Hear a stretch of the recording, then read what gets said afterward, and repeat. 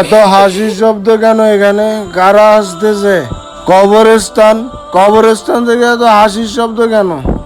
যাক, যাই হোক, আমি যাই।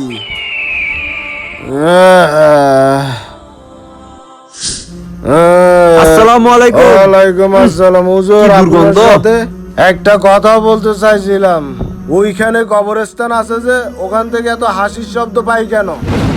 দেখো ভাই, এখন রমজান মাস, সেই খুশিতে আল্লাহ তাআলা সকল জাহান্নামবাসীদেরকে মুক্ত করে দেন, জান্নাতের দরজা খুলে দেন। সেজন্য সকল মুদ্দারা সেই খুশিতে আত্মহারা, ও, আর সেজন্যই সকল জাহান্নামবাসীরা খুশিতে হাসতেছে। ভাই, রমজান মাসটা আসে মানুষকে পরিবর্তন করার জন্য।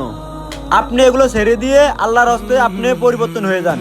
হুজুর, আপনি আমার ইমানটা জাগাই দিছেন। এই ফালাই দিলাম, আজকে থেকে এগুলো থেকে আমি বাইরে হয়ে যাব। কানে ধরলাম, এগুলো আর খাবো না। উঠুন ভাই, আল্লাহ তাআলা আপনাকে হেদায়েত দান করুক।